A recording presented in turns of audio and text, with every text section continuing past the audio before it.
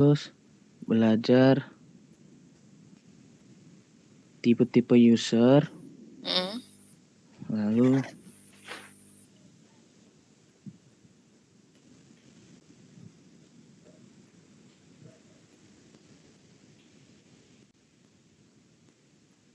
usability evaluation, Bu. Udah, itu aja. Ada lagi? Ada, Bu. Oke, makasih. Berikutnya saya mau tanya ke Aulia, ada?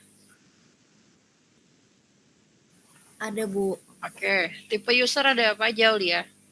Ada 2, Bu. User class definition sama yang expertise level. Oke, kalau expertise level itu ada apa aja? Kalau yang expertise itu ada yang first time, terus ada intermittent sama experience, Bu. Oke, diukurnya berdasarkan apa itu membedakan usernya? Dari ininya, Bu, domain perbedaan dari aplikasinya. Perbedaan aplikasi, yakin? Iya, Bu. Oke, makasih. Berikutnya saya mau tanya ke Fahrul. Iya, Bu. Oke, tadi expertise level benar nggak yang dijelaskan sama Aulia?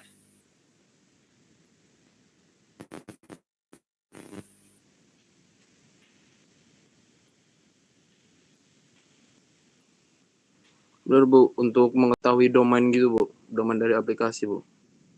Domain dari aplikasi. Terus nentuin siapa yang jadi expert user, novice user, intermittent user, gimana caranya?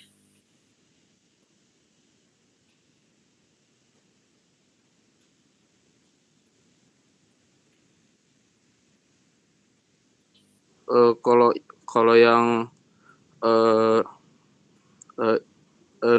first time user itu seberapa sering digunakan aplikasinya itu, Bu, untuk menentukannya, Bu. Dari user experience-nya itu, Bu. Kalau saya udah sering banget pakai aplikasi itu, saya termasuk user yang mana? Yang experience itu, Bu. Experience. Kalau saya belum pernah pakai, saya termasuk yang mana? First time, Bu. First time. Oke, makasih. Ya, jadi yang perbedaan jenis user itu dilihatnya dari frekuensi penggunaan aplikasi ya. Hati-hati dalam nanti kalian mendefinisikan gitu seperti itu atau mencari responden gitu ya. Kita lihatnya dari frekuensi dia seberapa sering pakai aplikasinya gitu ya untuk mengklasifikasikan jenis respondennya atau partisipan. Oke, makasih semuanya. Ya, kita masuk ke pertemuan ketiga ya. Di pertemuan ketiga ini mungkin ya ada kaitannya tentunya dari pertemuan-pertemuan sebelumnya yang sudah kita pernah bahas begitu. Saya juga sempat pernah bilang bahwasannya kalau minggu lalu kita udah sempat bahas think aloud ya. Amanda, think aloud apa Amanda?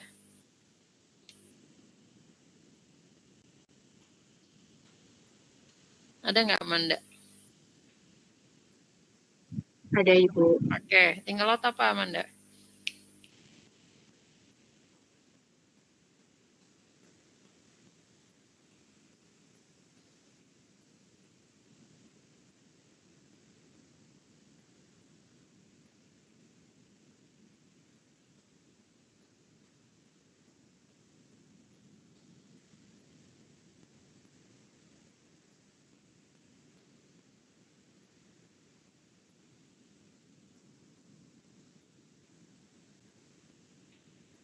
Think aloud merupakan metode yang digunakan untuk mengungkapkan apa yang dirasakan oleh user, Bu.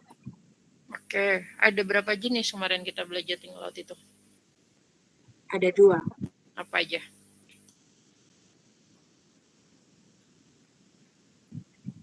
Concurrent think aloud dan retrospective think aloud. Oke, makasih. Kemudian Dovi, ada Dovi?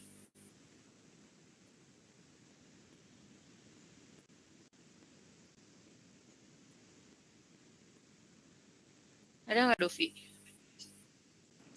Ada, Bu. Oke, Dovi, apa bedanya retrospective think aloud sama concurrent think aloud?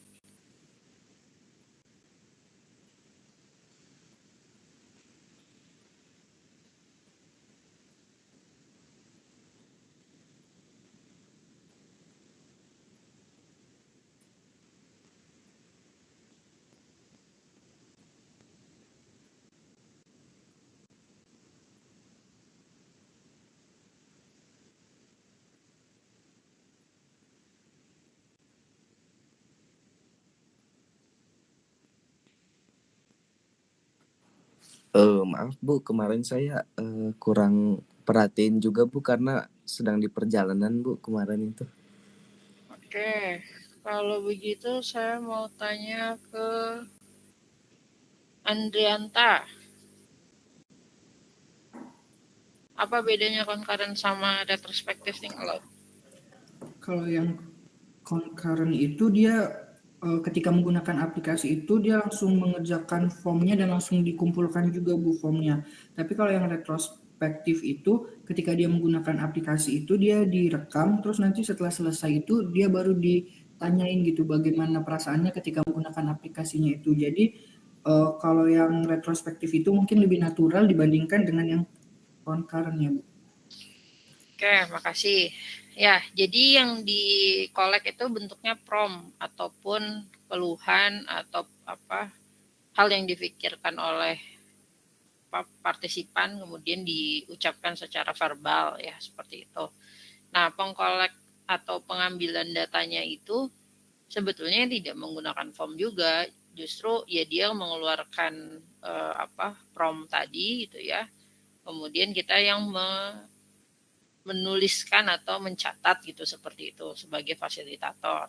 Kalau yang satunya ya betul. Jadi nanti setelah di akhir setelah rekamannya selesai, dia juga selesai ngelakuin task, baru kita tanya tadi pada saat langkah-langkah seperti ini kenapa, apa yang dirasakan, apa yang difikirkan ya, seperti itu.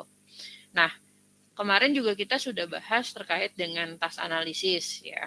Jadi pendekatan evaluasi usability ini kan di pertemuan pertama saya bilang bahwasannya metodenya banyak, cara mengevaluasinya juga banyak ya, mulai dari pakai task analisis, kemudian kita bisa nyuruh mereka pakai think aloud juga, atau kita kasih kuesioner gitu kan ya, itu bisa pendekatan-pendekatan seperti itu, termasuk kalau kita melakukan evaluasi usability-nya pakai pendekatan task analisis, itu kita akan dapat ke 5 parameter yang sebetulnya disebutkan oleh Nielsen ya, baik tadi ada learnability, memorability, error, atau misalnya satisfaction ya, berhubungan juga dengan efisiensi juga ya. Itu kita akan dapatkan. Nah, ada juga salah satu cara lain untuk melakukan evaluasi usability ini menggunakan namanya heuristic evaluation ya. Di heuristic evaluation ini berbeda langkah pengerjaan evaluasinya. Jadi kalau kemarin kita bahas user dikasih tugas, nanti partisipannya dikasih skenario nih, terus dia harus ngelakuin skenario itu dan menggunakan aplikasi itu gitu kan, menjalankan aplikasinya. Nah, kalau heuristic evaluation justru kita sebagai fasilitator mencocokkan apa yang sudah ada di tampilan UI baik di website ataupun aplikasi dengan aturan-aturan yang sudah ada gitu, seperti itu. Jadi kita mencocokkan sesuai dengan aturannya, atau nanti proses perbaikan yang harus kita lakukan dari UI itu kita mengacu ke aturan yang idealnya seperti apa sih gitu. Nah, ini pendekatan heuristic evaluation ya. Oke, nah jadi heuristic evaluation ini juga sebetulnya ya pengaplikasiannya bukan serta-merta persis dilakukan oleh orang yang baru mau melakukan evaluasi usability ya. Kalau baru pertama kali gitu ya exercise, mungkin heuristic evaluation ini digunakan untuk nanti kalau kalian mau memberikan rekomendasi perbaikan gitu, seperti itu. Karena kita masih tahap belajar dan perlu tahu dulu seluk-beluk dan data gitu yang jelas ya, maka disarankannya memang menggunakan task analisis either think aloud ataupun kita pakai kuesioner dulu di awal gitu, seperti itu. Berbeda dengan yang expert use gitu ya, Jadi kalau udah expert, dia udah tahu rule of thumb apa aja yang harus diperhatikan dari aspek usability sebuah interface gitu ya. Maka dia tinggal persis ngelihat dari aturan-aturan yang ada ya, memang dikembangkan oleh Nielsen juga gitu kan. Kemudian nanti apa yang mau diperbaiki dan apa yang mungkin perlu ada dan nggak ada gitu dari UI-nya gitu, seperti itu ya. Nah, biasanya ya kalau kita berbicara heuristic evaluation, ini juga ada peranan yang cukup biasa digunakan itu ketika di early in development. Jadi produknya itu belum jadi gitu, seperti itu. Tapi bisa nggak Bu dipakai nih heuristic evaluation ini pada saat kita ngevaluasi produk digitalnya udah biasa digunakan orang? Bisa juga, tapi biasanya pendekatan ini dipakai di bagian ketika kita udah tahu permasalahannya apa yang mau diperbaiki, kita cek ke rule of thumb ataupun aturan dari heuristiknya gitu, seperti itu.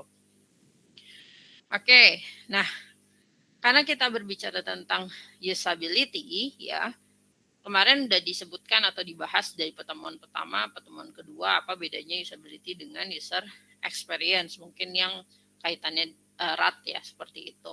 Ya harapannya kan memang kita bisa mudah untuk menggunakan aplikasi sesuai tujuannya dengan tingkat kecepatan yang normalnya memang dibutuhkan gitu ya, supaya mempermudah orang juga gitu mencapai tujuan yang ada gitu.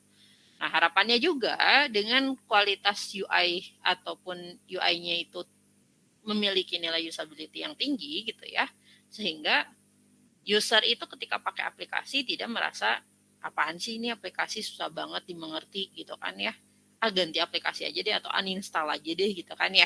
Harapannya aplikasi itu kan dipakai berulang gitu, mau website ataupun aplikasi di HP gitu ya, biasanya adalah bukan aplikasi-aplikasi yang tujuannya hanya satu kali gunakan gitu kan ya, enggak, biasanya kita perlu mengharapkan si user ini mau balik lagi pakai aplikasi kita ya, seperti itu. Makanya kalau usability ada kaitannya tadi sama efektif efisien dan juga supaya orang-orang itu mudah gitu dalam kapasitasnya ya, target user yang diharapkan dari produk itu pun juga mau pakai. Dan kemarin kita bahas juga bahwasannya kita tidak cukup memperhatikan juga sebenarnya aspek orang-orang mungkin punya kebutuhan khusus. Tapi di satu sisi selain usability ini pentingnya juga ada accessibility ya. Jadi semua orang pun bisa pakai program ataupun aplikasi digital yang memang dibuat gitu ya, seperti itu. Jadi ada juga kaitannya kata kunci barunya adalah accessibility, bisa diakses oleh semua orang gitu, seperti itu.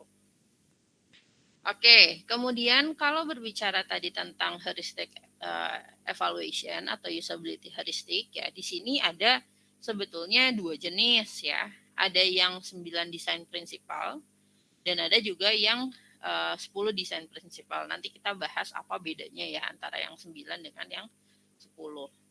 Jadi kalau kita berbicara tentang desain prinsipal ini adalah sebetulnya aturan-aturan yang memang dibuat ya untuk misalnya developer desain ini harapannya gitu nanti dia bisa mengguidance siapapun developer desainnya, dia bisa membantu maksud dan tujuan dari developer desain ke nanti usernya gitu ya. Jadi kita membuat desain itu kalau bisa ya sesuai dengan bahasa-bahasa atau bentuk-bentuk ya, cara-cara ya, visualisasi yang memang dimengerti oleh user, karena pada akhirnya user juga yang akan menggunakan aplikasi kita gitu ya, seperti itu. Jadi nggak bisa juga terlalu ideal ya kita pengennya pakai bahasanya yang seperti ini, gambarnya yang seperti ini, padahal yang kita pakai itu mungkin simbol-simbolnya nggak umum ya, jadi user ya bingung mau pakai juga gimana gitu kan ya, karena keterbatasan informasi itu. Jadi harapannya memang kita pakai bahasa yang memang dimengerti oleh user ya, seperti itu. Nah, untuk melakukan heuristic evaluation ini secara rule of thumb-nya atau aturannya sebetulnya ya nggak harus banyak inspektor ya, 3-5 inspektor itu juga cukup. Jadi ya kembali lagi terlalu banyak orang yang melakukan proses evaluasi pun nantinya malah jadi makin rumit dan bukan menemukan sebuah solusi. Jadi dari rule of thumb-nya 3-5 orang inspektor cukup ya, di mana yang melakukan inspeksi usability-nya ini adalah usability engineer ya, ataupun end user, atau bahkan double expert. Double expert ini kita kembalikan lagi ke jenis expertnya tadi, baik expertise di bidang usability atau bahkan yang memang expertise dari aspek user gitu ya, seperti itu. Kemudian dalam melaksanakan heuristic evaluation ini ya perlu di mana ada proses isolasi ya 1-2 jam untuk memang mengecek simple interface-nya seperti apa ataupun bentuk tampilannya itu seperti apa, dan juga dikomparasikan ya, dikasih notes-notes tertentu sesuai dengan aturan yang ada. Nah, berdasarkan teorinya ya, jadi kalau satu orang yang melakukan evaluasi usability gitu ya, contohnya tadi misalnya inspektornya cuma 1, mungkin hanya 35% masalah usability yang ada di UI itu yang tertangkap ya. Nah, harapannya kalau 5 evaluator itu ya ada kemungkinan 75% itu bisa ditangkap permasalahannya ada apa aja sih dari UI-nya dengan pendekatan heuristic evaluation ya.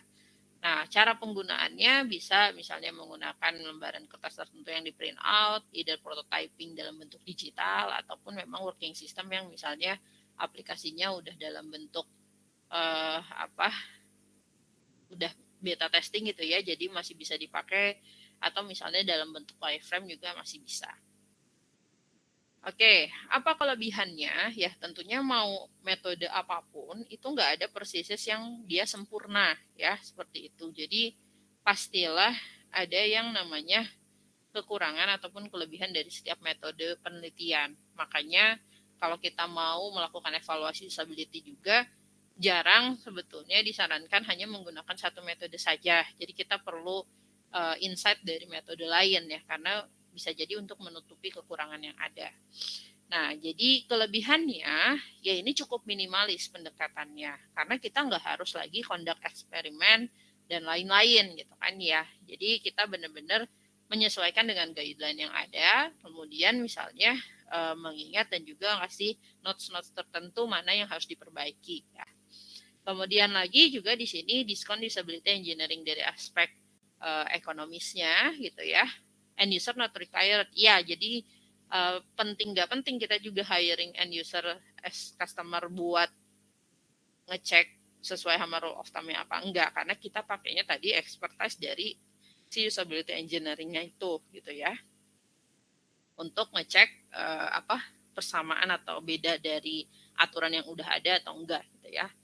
Ya tentunya juga bisa jadi lebih murah ya dibandingkan kalau kita harus hiring user yang banyak gitu, dan juga ya bisa diselesaikan heuristic evaluation ini sama usability expert, double expert ataupun end user ini opsi akhir gitu ya. Nah, tapi di satu sisi ada masalahnya ataupun mungkin bisa dikatakan kekurangan dari heuristic evaluation ini gitu ya.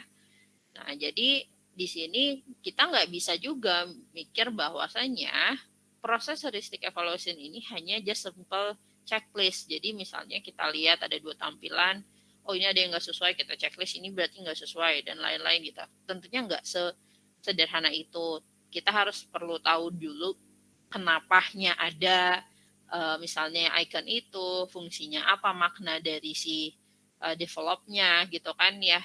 At the end misalnya rule of thumb-nya seperti apa.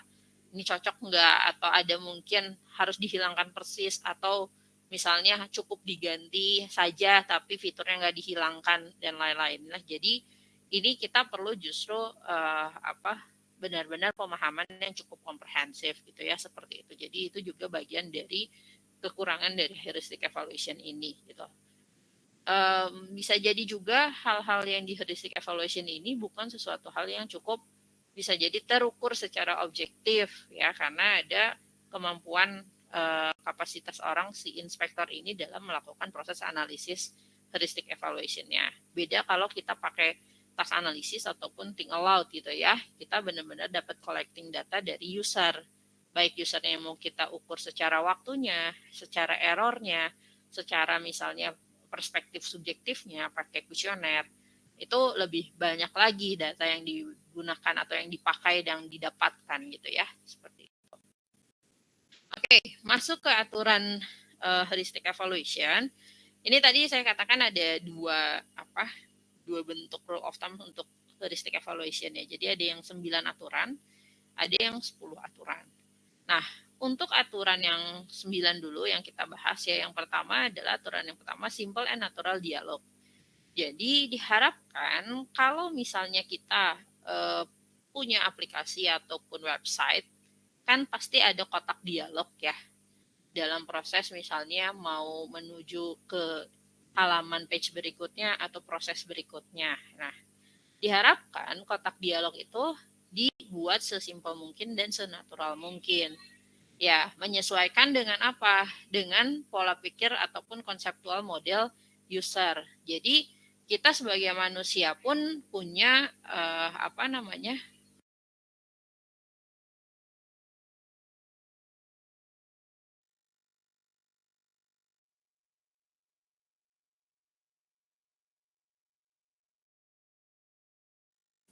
Nah, misalnya ya, konseptual model ini dia berhubungan dengan kita sebagai manusia ini punya cara pola pikir yang naturalnya terjadi gitu, atau kebiasaan user bisa jadi menggunakan aplikasi lain yang serupa gitu ya. Jangan sampai kita membuat sekuensi tasknya itu aneh ya, nggak sesuai sama normalnya aplikasi itu seperti apa.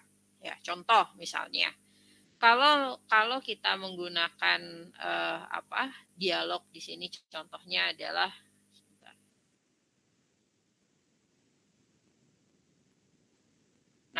contohnya misalnya kita mau pakai kotak dialog untuk next ataupun cancel ya, atau oke dan cancel. Nah, ini memang biasanya ditaruhnya di kanan bawah, kemudian opsinya ya 2 ataupun bahkan mungkin adanya 3 ya. Misalnya ya kalau ada opsinya iya dan tidak gitu kan ya. Kalau sifatnya ada yang proses saving biasanya ada 3 gitu ya. Jadi cancel ataupun bisa di save atau enggak gitu ya. Tapi nggak akan lebih dari itu, nggak akan lebih banyak dari itu opsinya gitu kan. Atau misalnya ada opsi lagi, apakah masih bingung menunggu dulu, kan nggak juga ya. Kalau yang sifatnya sederhana ini seperti ini, jadi opsinya pilihannya ya tidak saja.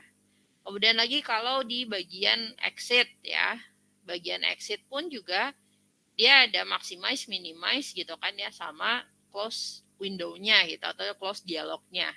Ini juga dia nggak disertakan dengan sekian banyak pilihan gitu ya. Jadi hanya 3 dan yang itu memang common untuk digunakan.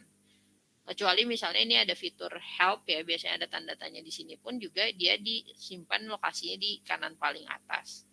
Nah, kemudian yang berbicara tentang natural dialog lagi, selain simple tadi, kalau kalian punya kotak dialog yang sifatnya nge-pop up ya, jadi ketika diklik ada isinya lagi gitu kotak dialog berikutnya. Nah, proses pop up dari tampilan kotak dialog ini, dia nggak akan jauh dari kotak dialog yang sebelumnya. Karena itu untuk meng-guide supaya orang itu tetap fokus di area titik sini gitu. Nggak mungkin kita misalnya ngeklik configuration ya, kemudian otomatis kotak dialog berikutnya munculnya entah di kiri atas dan ya lari-lari lah ya istilahnya, dari awalnya area atensi kita ke daerah sini, kita malah kotak dialog berikutnya geser ke sebelah sana gitu kan ya. Nggak seperti itu. Jadi secara alamiahnya ya baiknya didekatkan supaya orang terfokusnya tetap di situ gitu ya. Nggak ada lagi waktu untuk user itu berpikir ulang gitu. Kalau fokusnya keubah, dia ada proses berpikir lagi untuk melihat informasi yang ada gitu ya, begitu. Oke, kemudian lagi ya tadi juga berhubungan dengan task sequence ataupun task semantics ya. Kenapa pada akhirnya mendekati area yang akan berikutnya dilakukan. Kemudian lagi juga berhubungan dengan either misalnya minimize mapping between interface and task semantic, yaitu tuh kalau kita lihat sub-sub ataupun menu-menu dari task dialog ini pun juga dia dibuat sekomprehensif mungkin. Ya, lokasinya tidak dibuat juga berjauhan menu-menu barnya. Kalau dia masih punya fungsi yang sama, ada kemungkinan dia bisa diklik kotak dialog berikutnya, dia pasti di area yang sama gitu, seperti itu. Nggak mungkin juga tiba-tiba misalnya antara fitur gateway, Wins configuration dan teman-temannya ini, dia sebenarnya kan bisa diklik jadi task dialog berikutnya. Tapi kita tempatkan di bawah salah satunya atau dua yang lainnya kita tempatkan di bawah. Nah itu nggak akan seperti itu. Jadi secara alamiahnya memang kita tuh sistemnya berpikirnya secara terstruktur ya, jadi nggak loncat-loncat. Makanya kalau fungsinya dia punya kelompok yang sama, dia akan ditempatkan sama gitu seperti itu ya.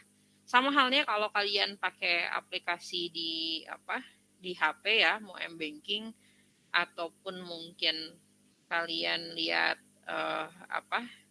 di aplikasi transportasi Gojek gitu ya. Jadi untuk main fitur itu biasanya juga di area yang sama gitu.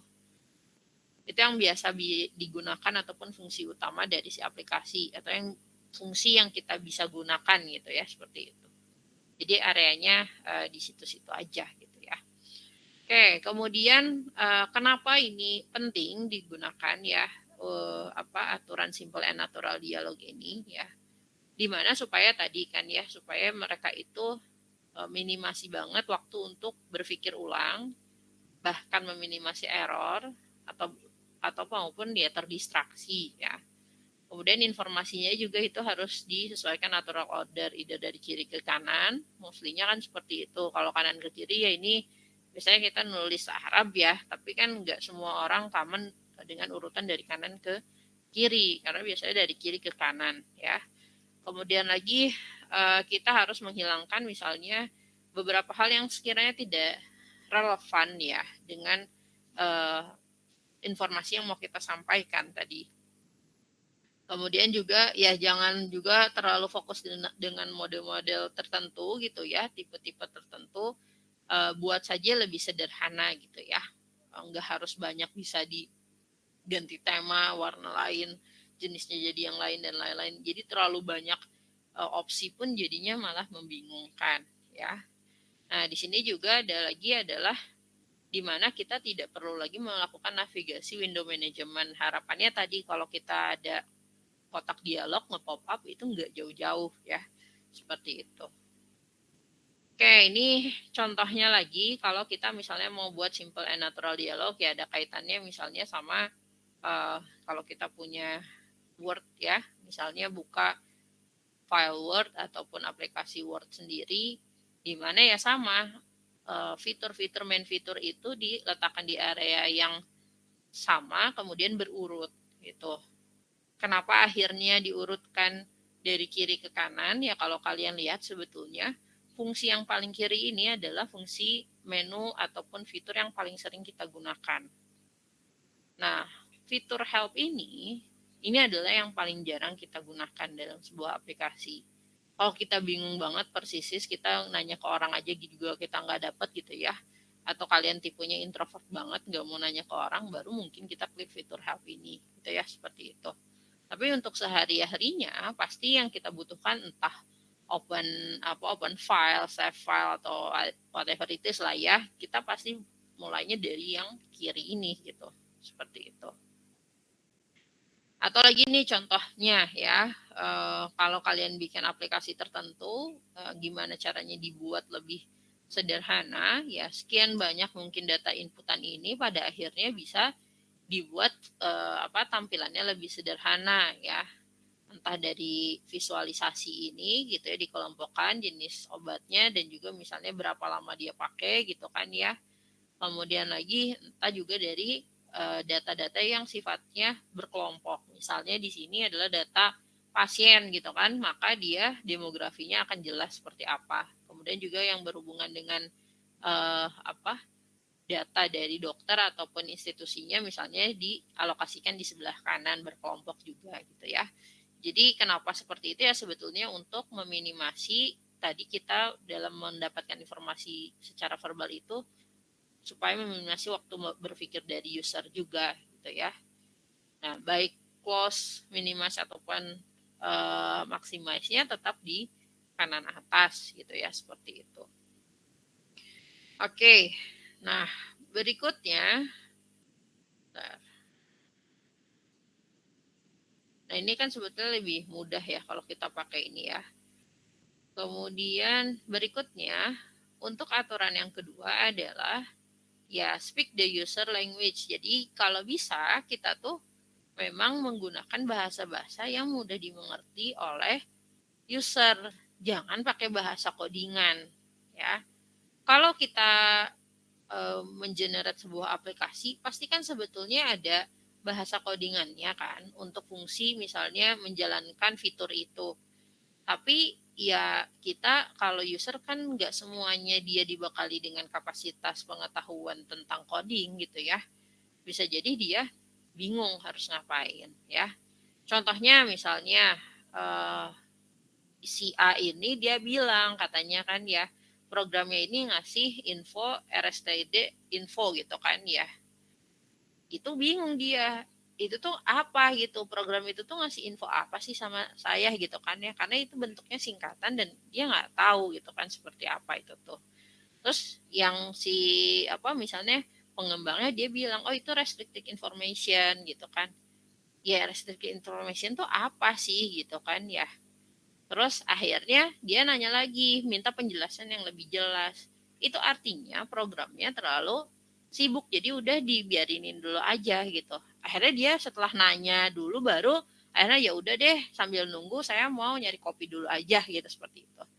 Nah harapannya jangan sampai user itu ketika menggunakan sebuah aplikasi kebingungan seperti ini gitu. Kalau user kebingungan seperti ini yang ada aplikasinya ditinggalkan oleh user ya. Oke. Ini contohnya lagi. Misalnya tadi kata saya sebutkan bahwasannya ada beberapa mungkin istilah yang berbeda antara proses pembuatan codingan tadi dengan bahasa sehari-hari. Kalau kalian nanti mau ngambil uang di ATM gitu kan ya. Misalnya di situ kan penjelasan yang ada di UI-nya gimana? Maksimum pengambilan misalnya 2.500.000 untuk misalnya mesin ini gitu kan ya, atau 1.250.000 dengan pecahan berapa gitu kan ya. Itu kalian dapatkan bahasa yang sesuai dengan bahasa kalian. Fiturnya juga bisa di bahasa Indonesia atau bahasa Inggris biasanya kan seperti itu. Tapi ya kalimatnya yang mudah dimengerti oleh kalian. Coba kalau misalnya saat kalian mau ngambil uang itu, kalian tuh lebih nih misalnya ngambil cash tiba-tiba mau langsung 5 juta dengan pecahan 50.000 misalnya. Kan nggak bisa. Nah, ATM-nya ngasih kodenya misalnya kode error nomor sekian sekian sekian. Apa yang kalian lakukan? Atau apa yang kamu akan lakukan, Gus Vina, kalau misalnya situasinya kayak gitu? Ada nggak nih Gus Vina?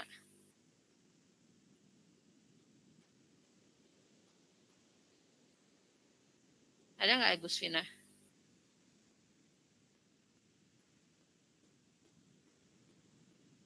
Nggak ada ya? Oke. Chris John. Ada nggak Chris John?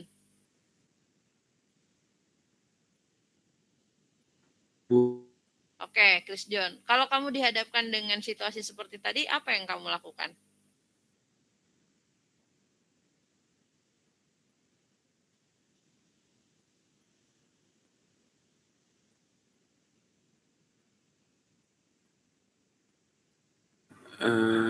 Saya tidak akan jadi transaksi, Bu.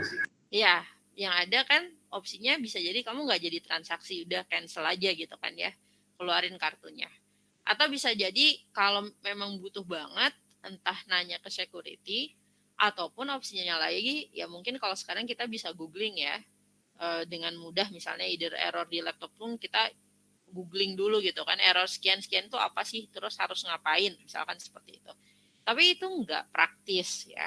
Yang ada kebanyakan mungkin kalau orang yang nggak mau waktunya terbatas gitu kan, urgensinya juga mungkin nggak begitu urgent untuk dilakukan, mending pilih opsi lain gitu ya, cara pengambilannya yang lain, itu akan ditinggalkan gitu si mesin ATM ini gitu ya, seperti itu. Jadi itu adalah salah satu kenapa Speak the User Language ini jadi penting. Oke, kemudian lagi pengaplikasian Speak the User Language ini juga bisa jadi dari fungsi nama fitur ataupun icon yang dipakai ya. Jadi bisa pakai meaningful mnemonics ya, icon ataupun abbreviation ya. Jadi di sini misalnya abbreviation tuh misalnya control save itu jadinya karena save-nya depannya S, jadi Ctrl S gitu ya untuk mempercepat pengguna dalam menggunakan si aplikasinya ya, seperti itu. Atau lagi misalnya tooltip icon ya. Jadi kenapa akhirnya new blank page dokumen itu ikonnya adalah kotak seperti lembaran kertas, kemudian dia warnanya putih. Karena kan blank page itu identiknya dengan kertas yang lembaran yang bersih gitu ya, belum ada tulisannya. Kemudian juga open file, ikonnya ya seperti file kita di dunia nyatanya gitu ya. File itu bentuknya seperti apa. Atau even juga ada misalnya icon save.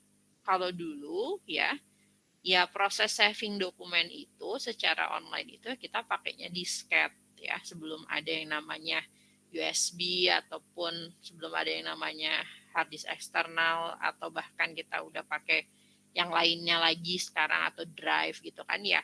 Nah, kalau dulu memang menyimpan dokumen itu masih pakai disket, makanya kenapa ikonnya bentuknya disket gitu ya, seperti itu untuk melakukan saving. Oke, kemudian lagi misalnya user language yang bisa kita gunakan juga adalah beberapa text box yang mungkin kita butuhkan munculkan di sebuah UI ya. Jadi pakailah bahasa-bahasa yang memang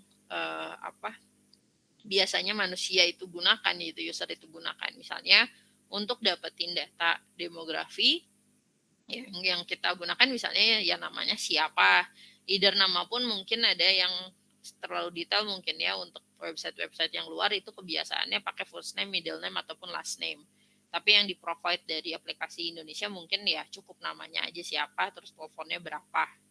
Ya, postal code, kemudian delivery address, atau misalnya ada pakai credit card karena sebetulnya ya orang luar yang kebiasaannya kita aksesnya pakai credit card. Kalau buat orang Indonesia mungkin ini enggak semuanya terbiasa dengan memasukkan credit card gitu ya, seperti itu, ataupun nomor CCV dan lain-lain ya, dan validation ID-nya. Jadi sampai bulan dan tahun berapa sih expirednya si kartunya, itu seperti itu.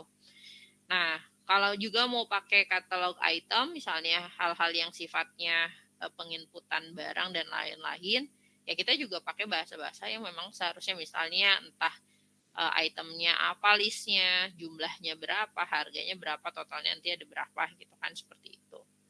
Atau lagi pop-up text box yang berupa warning ya. Nah, warning juga pakailah bahasa-bahasa yang memang mudah dimengerti oleh user tadi ya, jangan sampai mengeluarkan seperti yang case ATM tadi, dia malah kasih error code yang memang nggak dipahami ya, seperti itu.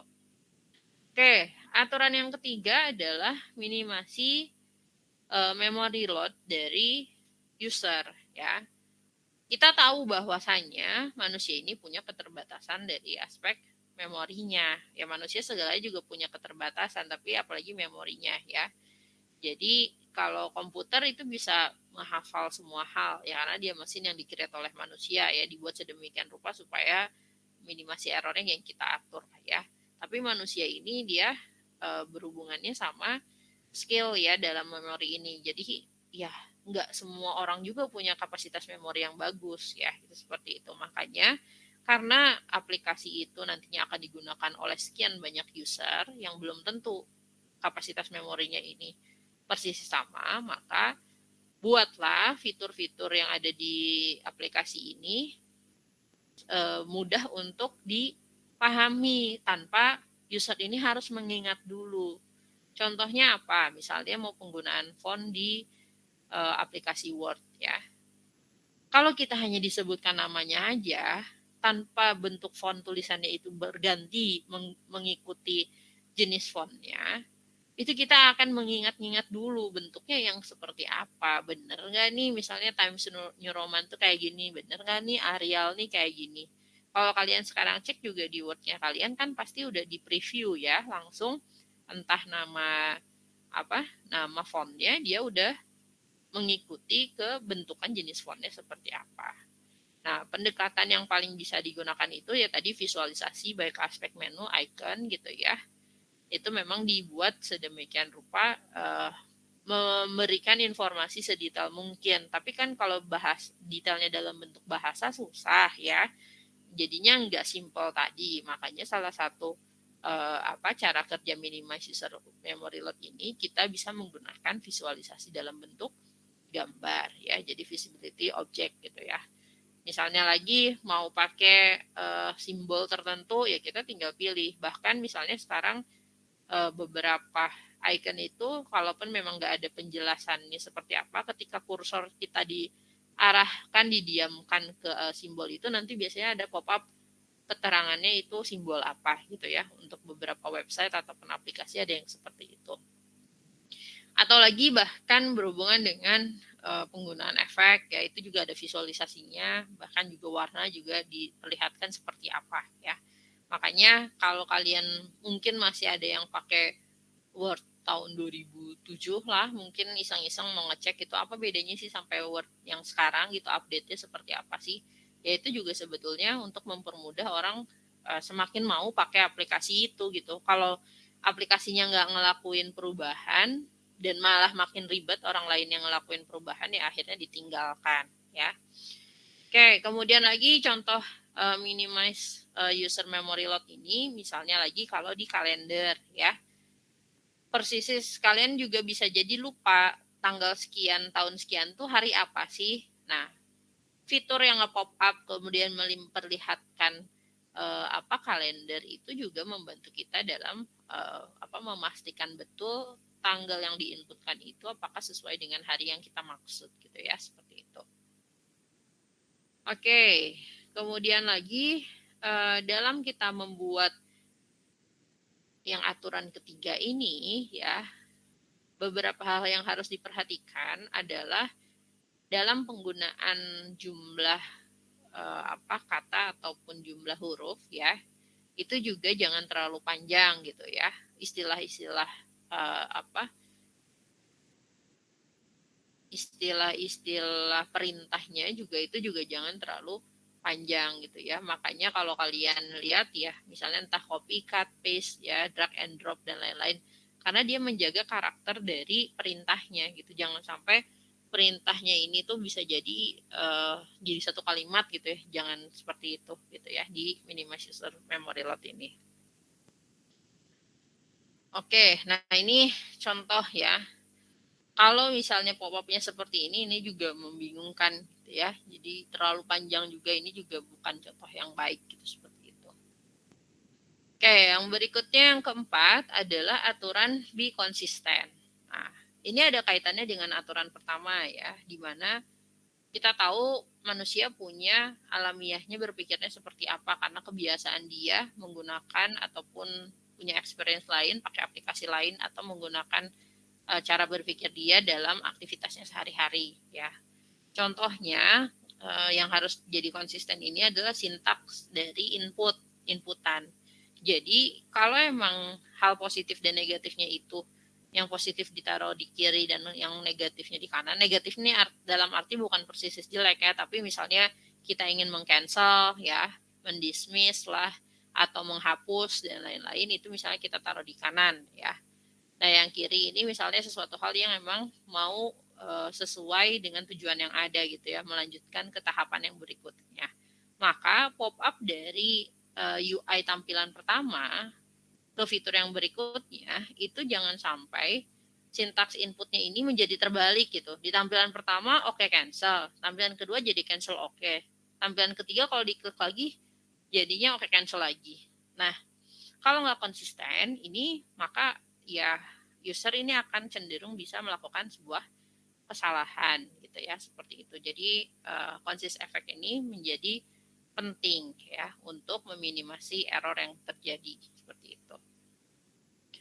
Atau lagi kalau kalian mau membuat tampilan yang berbeda untuk sub-sub fitur yang ditampilkan di UI ya. Jadi bisa dilihat misalnya untuk kotak di mana dia itu nggak bisa diklik dan cuman mau jadi info aja ya, ataupun dia bisa diklik tapi bisa nge-pop up jadi fitur yang lain ya, maka buat fungsi-fungsi itu harus dia sama bentukannya ya. Termasuk text box ya juga sama seperti itu. Nah, berbeda juga dengan tadi yang komen yang mau kita kasih misalnya save dan cancel gitu ya. Mana yang memang dikasihin itu pilihan yang memang jadi oke kalau misalnya kita udah selesai gitu kan seperti itu. Entah dari ukurannya atau misalnya tadi bentuk-bentukan ininya juga kalau bisa ya konsisten supaya nggak bikin orang bingung. Jadi bukan lagi kembali ke ini harus estetik karena user tuh nggak suka nih warna yang terlalu monoton dan lain-lain. Jadi yang subscribernya warnanya apa, kontaknya nanti warnanya apa gitu ya. Nanti bisa jadi orang tuh user tuh ada kemungkinan apakah warnanya berbeda kemudian dia jadi fungsi yang berbedakah gitu kan, atau cuman seperti apa gitu, atau sama aja akhirnya dia ngabisin waktu entah nyobain ngeklik gitu kan ya. Jadi dari aspek usability itu udah nggak sesuai karena kan kita harapannya adalah ketika user pakai aplikasi itu lihat misalnya name, dia nggak harus kebingungan lagi. Oh saya harus ngisi di bagian mana ya gitu. Dia langsung bisa ngisi di bagian situ.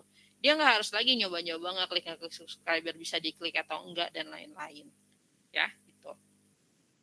Oke, ini contohnya ya tadi misalnya saya bilang entah di Internet Explorer ataupun di Microsoft Word ini juga pengaplikasiannya serupa ya. Jadi dari kiri ke kanan, yang kiri yang paling sering digunakan, konsistensinya dari ya kalau sesuatu hal untuk close, minimize dan maximize itu mostly-nya di kanan atas gitu ya. Jadi nggak merubah secara alamiahnya kita kebiasaannya udah menggunakan aplikasi itu seperti apa atau aplikasi serupa itu seperti apa ya. Bahkan ya kalau kalian pakai ya pop up di Google Chrome juga sebenarnya karena masih fiturnya dari ini kali ya Microsoft juga ya. Jadi ya sama hierarkikalnya masih sama, penempatannya juga sama. Oke. Kemudian yang kelima adalah provide feedback ya. Namanya kita menggunakan aplikasi itu kan di sebuah gadget lah ya atau teknologi. Nah, kita tuh namanya interaksi perlu dong ada feedback dari teknologinya, ngasih tahu apa yang kita inputkan itu sesuai atau enggak ya, lagi berjalan atau enggak. Maka UI di aplikasi ini juga perlu adanya provide feedback ya, untuk mengetahui apa yang lagi terjadi di sistemnya atau di aplikasinya itu lagi ngapain sih sekarang setelah saya tadi nginputin nama saya misalnya kan ya seperti itu. Nah, kenapa ini jadi penting? Kalau provide feedback ini nggak ada di aplikasi, yang ada kita kebingungan, nungguin, mau ditungguin juga kok nggak berubah-berubah, mau ditinggalin takut nanti tiba-tiba berubah gitu kan ya seperti itu. Jadi provide feedback ini juga adalah fitur yang menjadi penting di tampilan sebuah UI ya. Jadi bentuknya seperti apa? Entah nantinya ada proses kotak dialog loading lah gitu kan ya. Ada estimasi waktu lah gitu kan ya seperti itu. Itu juga bentuk-bentuk dari provide feedback. Oke, kemudian contohnya lagi misalnya provide feedback yang berikutnya kalau kalian menggunakan sebuah tools ya. Jadi entah ini mungkin mau di aplikasi Paint kah atau di Adobe dan lain-lain. Biasanya setelah nanti kursor kita mengklik tools yang mau kita lagi pakai, nah nanti visualisasi di area toolsnya itu jadi berubah gitu ya. Ada perbedaan misalnya background dari kotak di bagian toolsnya dibandingkan yang nggak digunakan.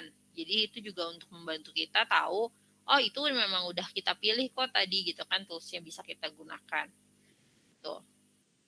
Oke, kemudian juga ini contoh yang lainnya ya, misalnya ada proses loading atau kalian pakai Gojek itu kan juga ada ya estimasi kedatangan atau misalnya lagi setelah kalian nginputin itu apakah prosesnya misalnya pesan GoFood itu udah di-accept sama yang punya tempat jualannya atau prosesnya lagi sekarang mau nyari driver, kan itu juga bentuk dari provide feedback ya.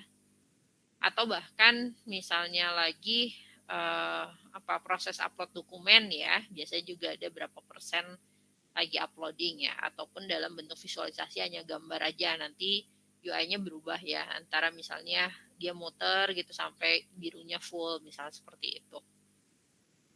Kayak ini contoh provide feedback yang lainnya. Nah, kalau berbicara provide feedback, karena tadi keterkaitannya dengan waktu ya, karena kita kan pengennya tuh tahu kita harus seberapa lama sih nungguin proses yang ada di UI-nya atau di aplikasinya ya. Maka provide feedback ini berhubungan dengan respon time ya. Respon time yang bisa diberikan oleh aplikasinya gitu ya. Kalau misalnya delay-nya hanya kurang dari 0,1 detik, ya ini cukup yang instan. Maka user nggak akan berpindah tempat ataupun nggak akan nyampe naruh HP-nya dulu deh gitu kan ya, nggak. Tapi kalau misalnya lebih dari misalnya 1 detik, 10 detik gitu ya, 10 detik masih mau orang nungguin. Tapi kalau lebih dari 10 detik, yang ada ya dia akan ngelakuin aktivitas lain gitu seperti itu. Sama halnya kalau kalian pakai aplikasi misalnya mau downloading mungkin ya, untuk download file yang cukup kecil mungkin kalian tungguin ya, cuman PDF sekian lembar bisa ditungguin. Kalau kalian download game atau download film, download musik, mungkin bisa jadi ada yang ditinggalkan untuk taraf menunggu yang cukup lama gitu ya, seperti itu. Jadi didiemin aja deh, nanti kalau udah beres baru dicek lagi gitu kan. Tuh. Oke, kemudian lagi juga bentuk-bentuk lainnya tadi ya, selain bentuk tulisan, feedback ini juga bisa berupa kursor ya, gambar. Kemudian tadi persen dan dialogs ya, jadi ada berapa lama kemudian terukur entah waktu ataupun presentasi, atau misalnya dalam bentuk yang random gitu ya, karena nggak tahu berapa lama lagi, tapi misalnya dicoba dulu deh ngekontak ulang gitu, seperti itu. Oke, nah yang keenam adalah ada provide clearly mark exit ya. Jadi ketika aplikasi itu digunakan, jangan membuat user juga bisa masuk ke aplikasi, nggak bisa keluar dari aplikasi. Itu juga membingungkan gitu ya. Kita nyari-nyari jalan keluar dari aplikasi itu harus seperti apa ya. Jadi harus persis jelas gimana caranya untuk meng-close aplikasi itu. Mungkin kalau HP ya sejelas bisa jadi mungkin kita nge-swipe aja gitu, nge-clear all gitu kan ya, terus ketutup gitu kan, seperti itu. Tapi kalau di website atau di aplikasi di komputer itu harus jelas. Masa setiap mau nge-close aplikasi kita tiba-tiba tetap harus pakai end task gitu kan dari task manager, masa harus selalu seperti itu? Itu juga nggak bagus juga gitu kan. Berarti kita ya perlu harus jelas lah aplikasinya ngasih entah exit menu gitu ya di bagian kanan atas atau seperti apa. Nah, jadi jangan sampai kita kebingungan sendiri user tuh ketika mau keluar dari sistemnya ya. Nah, strateginya makanya kenapa ada beberapa menu-menu yang misalnya cancel button lah gitu kan. Ada universal undo gitu ya, kita bisa benar-benar pakai kontrol undo itu biasanya apa? Kontrol Z ya? Atau kontrol Y? Saya lupa. Ya, misalnya pakai universal undo, atau misalnya kita juga mengaplikasikan fitur interrupted gitu ya. Jadi bisa tiba-tiba untuk mengabort ataupun keluar dari sistem, atau quit ya. Di game juga pasti ada kan fitur-fitur itu gitu. Nggak mungkin kita main game terus keterusan aja di aplikasinya, bingung sendiri, disuruh stop nggak bisa gitu kan, ya udahlah akhirnya cabut aja listriknya kan. Nggak seperti itu juga untuk menyelesaikan penggunaan aplikasi itu gitu ya.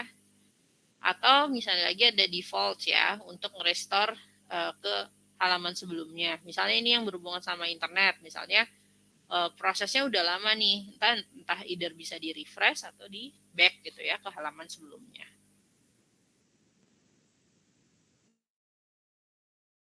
Oke, sampai sini ada yang mau ditanyakan dulu nggak?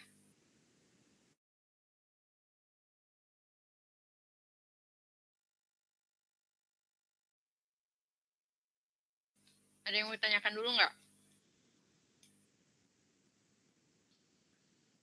Belum ada, Bu. Belum ada ya? Oke, kita lanjut lagi. Nah, berikutnya juga ada yang disebut dengan aturan provide shortcut ya. Jadi karena aspek usability ini ada pengukuran secara efisiensi juga ya, maka aplikasi-aplikasi ataupun website itu juga bisa jadi harus memprovide cara-cara shortcut-nya ya. Biasanya lagi bisa menggunakan penggunaan keyboard ataupun mouse ya. Baik tadi misalnya pakai control dan lain-lain atau komen-komen yang lainnya, atau mouse yang bisa double click atau back click secara otomatis juga gitu kan ya. Itu dia bisa di-provide sama aplikasinya juga. Atau misalnya pakai type ahead atau navigation jumps ya, jadi orang bisa nge-skip langkah tertentu supaya lebih cepat. Misalnya lagi di fitur-fitur aplikasi ada trial dulu lah, atau tour navigation terus kita bisa skip ya, itu juga bisa jadi sebuah provide shortcut. Atau lagi di aplikasi e-commerce, kalau kalian pengguna Shopee nggak di sini, kalian pakai Shopee nggak? Pakai, Bu. Pakai. Oke. Kalian pernah mungkin dihadapkan ada pilihannya masukin keranjang dulu atau beli langsung ya? Beli langsung atau beli sekarang opsinya tuh? Beli sekarang, Bu. Oke, beli sekarang. Jadi itu juga sebuah provide shortcut. Kalau kalian nggak punya rencana lagi untuk beli-beli yang lain lagi gitu kan, atau nggak ada kebimbangan dalam diri kalian dalam memilih produk, ya udah deh, udah tahu mau beli itu, tipenya yang itu, ukurannya yang itu misalnya gitu kan, ya udah langsung aja beli sekarang. Ketika diklik beli sekarang, tampilannya kemana munculnya?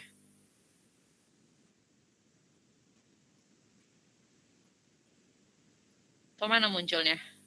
Ada yang pernah pakai opsi fitur beli sekarang nggak? Ke pembayaran, Bu. Ke pembayaran ya, langsung. Jadi udah langsung ke pembayaran, kalian entah either pakai Shopee Pay apa, klik udah selesai gitu kan ya. Itu juga bagian dari provide shortcut sebetulnya. Jadi nggak harus lagi selalu melewati tampilan keranjang kalian gitu ya. Tuh. Oke, kemudian lagi atau dalam konteksnya history system. Jadi biasanya history ini ada provide shortcutnya itu di aplikasi website ya, misalnya di search engine Google dan lain-lainnya itu ada historicalnya, atau misalnya di HP juga bisa sih ada historicalnya, atau bahkan even aplikasi Play Store sendiri juga itu biasanya ada historicalnya. Bentuk historicalnya itu ada yang memang nge-pop up lagi di search-nya, di kolom search-nya, ada yang kita harus cari dulu gitu ya, kita sebelumnya sempat nyari apa aja, atau misalnya pengaplikasian di game juga biasanya ada save and load ya gitu. Itu juga dari provide shortcut supaya ketika orang main lagi, dia nggak harus lagi mulai dari awal, nggak harus new game lagi, tapi dia bisa loading apa yang udah dia mainkan sebelumnya gitu, seperti itu. Itu juga bagian dari provide shortcut. Atau lagi kalau di fitur-fitur nonton mungkin ada aplikasi nonton tuh yang ngasih historical, kita nontonnya kemarin udah di yang keberapa dan episode berapa, entah sampai menit keberapa, itu bisa dilihat, ditampilkan gitu. Itu juga untuk membantu provide shortcut, kita nggak harus lagi nyari filmnya, nyari episode-nya, season-nya gitu kan ya. Itu bikin text time untuk kita menuju ke tujuan yang kita gunakan untuk aplikasi itu untuk mau ngapain sih gitu ya. Tuh. Oke, ini contoh-contoh shortcut lain ya. Kalau misalnya case-nya di PowerPoint ya, bagian dari menu bar dan lain-lain juga ini juga merupakan sebetulnya shortcut, tapi shortcutnya kan bisa ada opsi abbreviation tadi ya, entah pakai kontrol apa dan lain-lain. Ataupun mau nge-scroll page itu juga ada shortcut lainnya. Kalau kalian either nggak punya mouse untuk buat scrolling langsung, kalian juga bisa pakai fitur misalnya scrolling control yang ada di tampilan entah di PowerPoint ataupun Word-nya gitu ya, seperti itu. Itu juga bagian dari shortcut. Oke, ini yang lainnya ya, pengaplikasian shortcut ya banyak lah, tadi juga udah mungkin udah saya jelaskan. Oke, berikutnya adalah yang ke-8, aturannya deal with error in a positive manner. Jadi error ini juga kan beda-beda jenisnya ya. Jadi error ini ada yang karena mistakes ataupun persis dia emang ngelakuin kesalahan gitu ya, salah ngambil keputusan. Atau ada yang memang slips, nggak sengaja dia ngelakuin error itu, nggak secara sadar dia ngelakuin error itu gitu, karena entah lupa, either cepat-cepat gitu kan ya, itu adalah slips ya. Nah, gimana aplikasi ini membantu user ketika menghadapi errornya, tapi in positive manner, maksudnya supaya user ini juga nggak jadi lari dari aplikasinya. Nah, fitur apa sih yang bisa gitu ya untuk menenangkan user sementara kalau dia ngelakuin error, atau misalnya dia meminimasi supaya si user ini nggak ngelakuin error gitu ya, seperti itu. Nah, kalau kita mau mendesain untuk tadi error yang jenisnya slips ya, nggak sengaja gitu ya, maka kita harus mengambil tindakan-tindakan preventif sebelum si aktivitas error slips tadi itu terjadi gitu ya. Nah, berarti kita harus tahu langkah-langkah mana yang rentan user ini melakukan error, di tahapan apa sih. Kalau sampai dia melakukan error, itu akan berdampak fatal sama user gitu, seperti itu. Jadi apa yang mungkin bisa kita pakai gitu kan ya. Nah, biasanya kalau kita berbicara type of slips ini ya, kita juga bisa mengecek dari frekuensi orang misalnya menggunakan fitur itu akan dia selalu hadapi, user siapapun pasti dia pakai itu gitu kan ya. Maka hal yang bisa kita minimasi adalah dalam proses misalnya kalau mau submit sesuatu hal, biasanya nanti ada pengingat gitu kan ya. Antara yakin nih mau keluar aja, yakin nih mau disubmit gitu kan ya. Di situ masih ada pilihan, either kita memilih iya, tidak, ataupun cancel. Siapa tahu dia memilih klik submit itu, dia tuh accidental, jadi nggak sengaja terklik. Kalau misalnya dengan ada pop-up lagi, dia akan ada ada kecenderungan dia untuk membaca ulang karena udah ada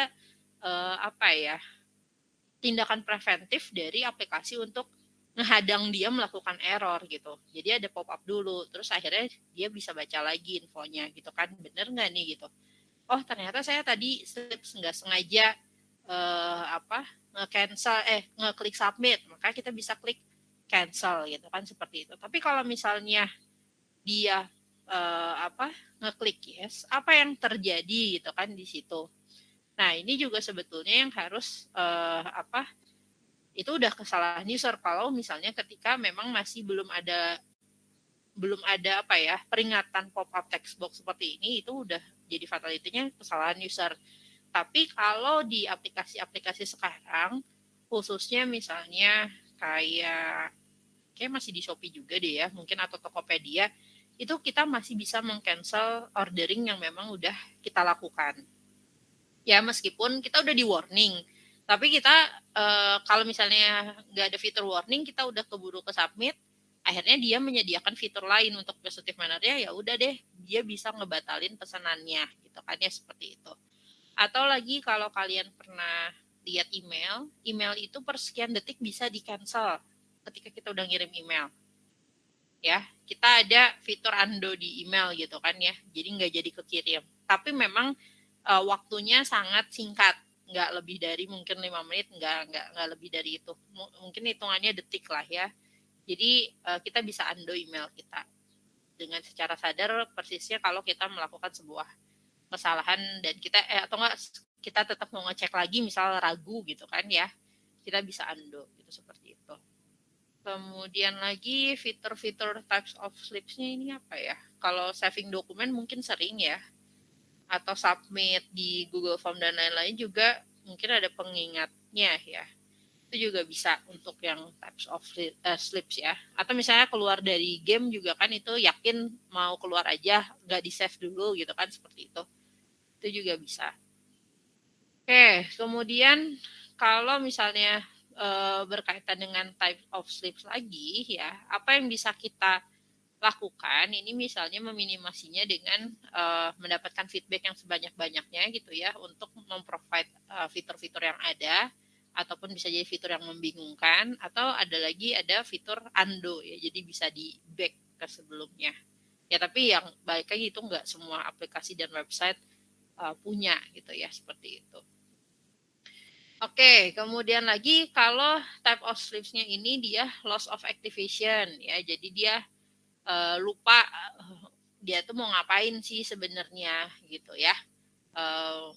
Dia lupa pakai aplikasi itu, di tengah-tengah dia mau ngapain, either harus balik lagi atau enggak gitu ya. Diminimasinya adalah misalnya sistemnya ini ngasih goals yang eksplisit gitu di situ. Misalnya ada tulisannya, kalau kalian mau belanja tadi di e-commerce, kemudian di situ ada detail pembayaran sekarang atau seperti apa gitu kan ya. Atau misalnya lagi mau mesen order biasanya order makanan gitu ya. Biasanya ada rekap di akhir gitu ya. Itu juga sebetulnya untuk mengingatkan kembali kalian tuh masih punya ini loh, ordering yang harus diselesaikan. Kemudian pembayarannya pakai apa dan lain-lain di satu page gitu ya, seperti itu. Oke, kemudian lagi kalau type of slips-nya dia mode error ya, karena dia berpikir hal lainnya gitu di tengah-tengah gitu. Jadi salah menempatkan file ya, kemudian lagi ngelihat menu option yang gak relevan gitu. Ya ini misalnya dibikin sama visualisasi yang lebih mudah dipahami atau mudah dilihat ya, supaya dia nggak bingung gitu untuk menempatkan lokasi-lokasi tertentu tadi. Oke, nah ini contoh-contohnya ya generic system buat respon error ya. Jadi ya balik lagi, karena error itu tidak diharapkan, fitur-fitur di aplikasi ini kalau bisa sifatnya preventif. Ya salah satunya tadi textbook berupa warning, atau misalnya pakai suara juga bisa ya. Jadi kalau kita salah klik gak sengaja itu sistemnya ngeluarin suara yang nyaring dan mungkin bisa membangunkan kita dari error kita gitu ya, seperti itu. Atau misalnya lagi kalau kita ngelakuin proses login ya, kita juga ada fase di mana bisa jadi lupa sama password kita ya. Ada fitur yang dinamakan forgot password gitu ya. Atau misalnya lagi si passwordnya ini bisa diperlihatkan biar visible supaya kita ngelihat benar atau salahnya. Itu juga bantuan-bantuan untuk memang meminimasi error yang terjadi. Oke, atau bahkan ya memang ketika error ini terjadi ya do nothing aja gitu ya. Jadi nggak ada lagi yang namanya pencegahan gitu ya. Jadi ya mau nggak mau user yang harus paham betul harus ngapain gitu ketika ada error. Atau juga dibuat jadi self correction ya. Jadi bentuk error yang lainnya adalah contohnya spelling corrector. Kalau misalnya di Word itu juga ada fitur untuk menyalakan spelling correctornya. Jadi ketika kalian ngetik di Word, misalnya spasinya kelebihan, kemudian kalau terus pakai bahasa Inggris nggak sesuai misalnya spellingnya, nah nanti dikasih fitur bisa di drag down gitu apa yang dimaksudkan kalian ini gitu kan ya. Itu juga bentuk dari self correction gitu, seperti itu. Oke, kemudian ada juga misalnya ya tahapannya misalnya kalau masih bisa terjadi error juga, selain tadi didiemin aja ngapain lagi gitu kan ya. Ada yang teach me juga misalnya ini dikasih ditanya ke user gitu action yang dia harus lakukan seperti apa.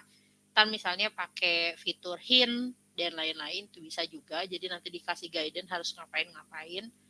Atau misalnya yang let's talk about it ini, kalau misalnya errornya ini udah jelas error berapa gitu, terus nyari di fitur help untuk nyari solusinya seperti apa.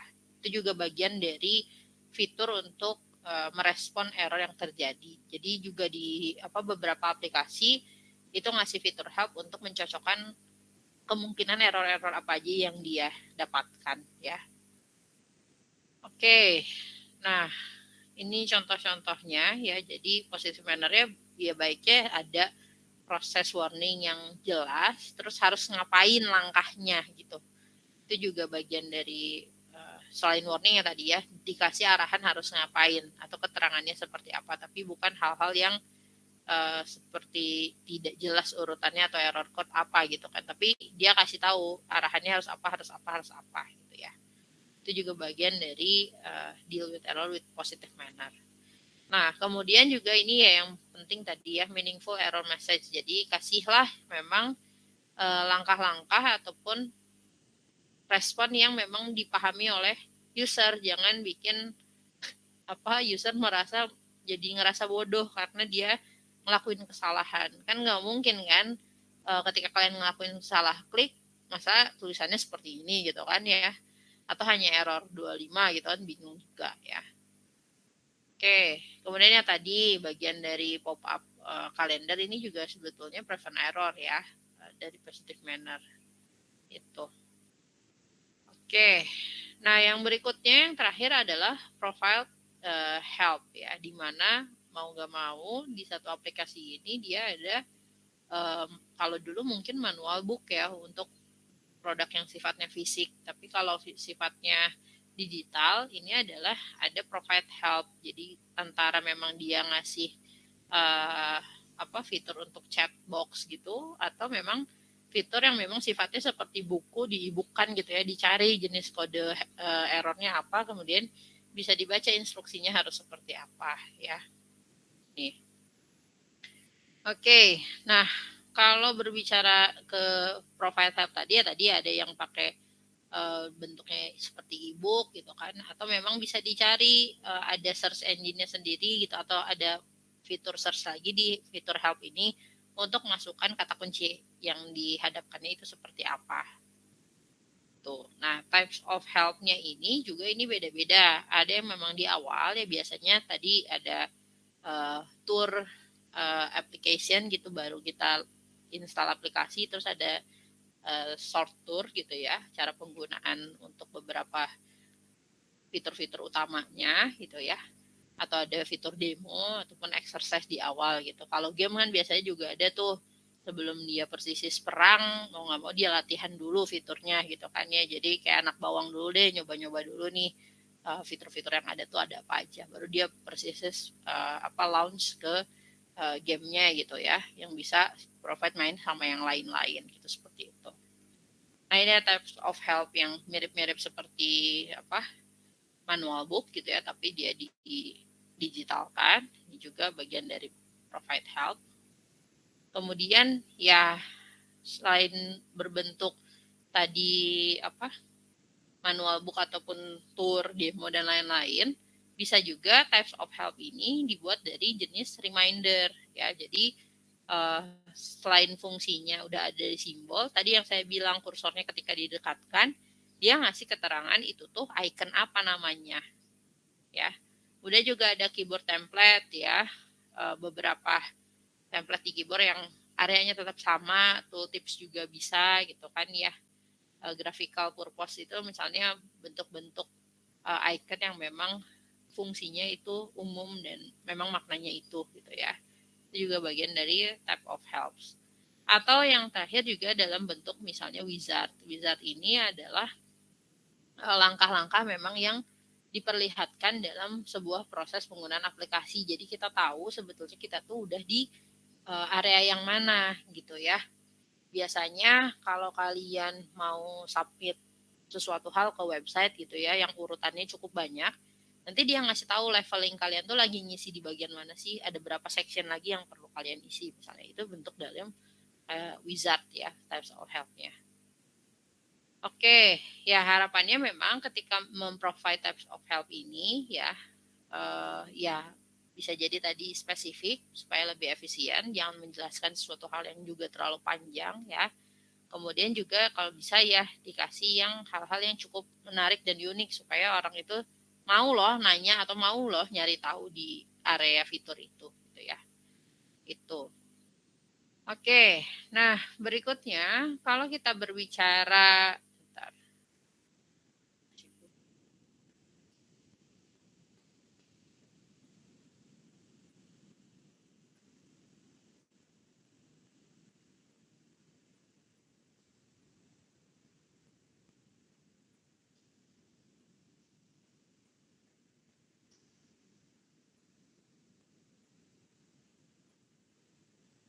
Oke, berikutnya ketika berbicara tentang evaluasi usability ini gitu ya, ada juga yang memang harus kita perhatikan ini berupa guideline yang lainnya terkait dengan style guides ya, ataupun ketika kita mau mengevaluasi user interface ini dilihat dari stylenya seperti apa. Contohnya ya, perbedaan antara misalnya aplikasi-aplikasi yang di-provide sama Microsoft sama Apple gitu ya, itu juga punya beberapa style yang berbeda gitu ya. Mungkin kalian yang pengguna keduanya mungkin bisa membandingkan gitu ya. Jadi ini juga mereka biasanya punya ciri khas tertentu. Oke, nah kalau berbicara tentang style guide tadi ya, ini juga berhubungan dengan tadi penggunaan kotak dialognya kah, ataupun misalnya ilustrasi yang ada. Tapi sebetulnya konsistensi dan lain-lainnya ini tetap saja penting untuk digunakan. Hanya saja ada biasanya beberapa istilah yang bisa jadi berbeda untuk beberapa provider yang membuat sebuah teknologi ataupun aplikasi yang memang harus attach di teknologi mereka. Nah, kemudian lagi juga misalnya ada guidelines-nya kalau dalam memperbaiki sebuah tampilan UI ini kita memahami terkait dengan widget levelnya ya. Ini misalnya yang berkaitan dengan hardware-nya ya, kemudian toolkit yang diperlukan itu seperti apa saja ya. Kalau yang tadi misalnya disesuaikan, kalau kita mau ngebenerin beberapa aplikasi mungkin yang di-provide hanya untuk Microsoft aja gitu kan, atau di Apple aja, itu biasanya punya ciri khas dan kita harus menyesuaikan juga dengan kelompok usernya gitu kan, untuk beberapa yang sifatnya spesifik. Tapi di sisi lain yang widget level ini juga menjadi pertimbangan ya.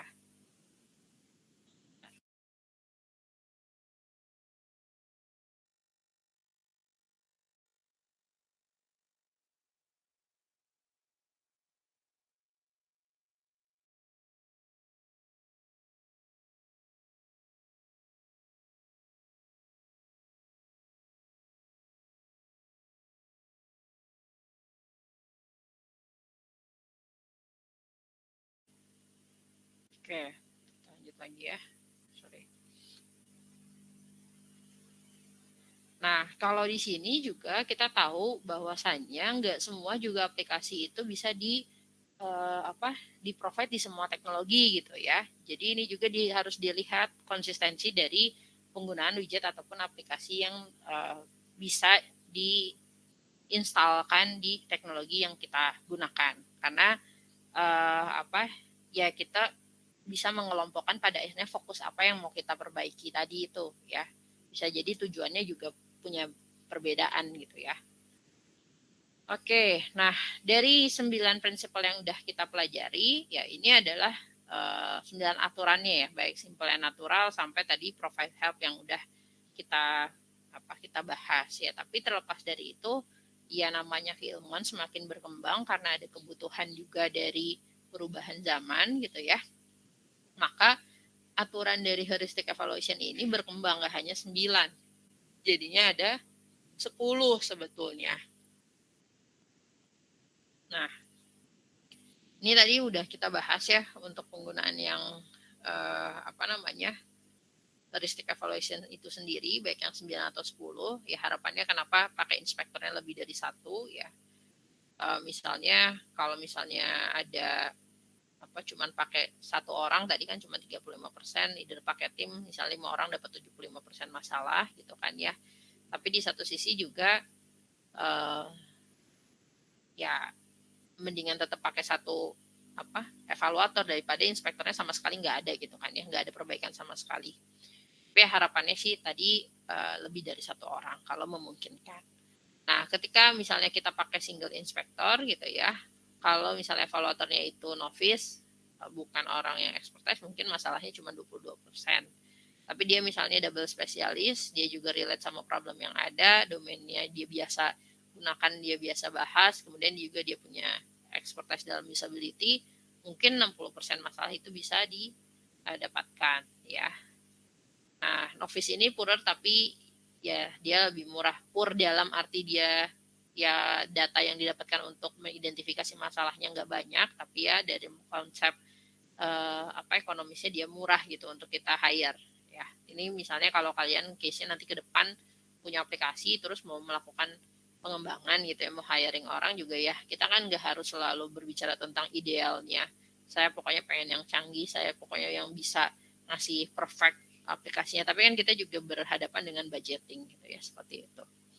Nah, ini adalah gambaran di mana tadi keterkaitan antara identifikasi usability problem dan juga jumlah evaluator yang memang ikut andil ya dalam proses evaluasi. Maka ya harapannya sih sebetulnya kan nggak hanya satu ya, beberapa orang, tapi juga nggak kebanyakan, karena sebenarnya pun juga nggak akan persis 100% permasalahan itu terkolek kan gitu, seperti itu. Tapi sebenarnya yang kita harapkan dapatkan itu adalah permasalahan yang sifatnya major ataupun penting untuk diubah, dilakukan improvement.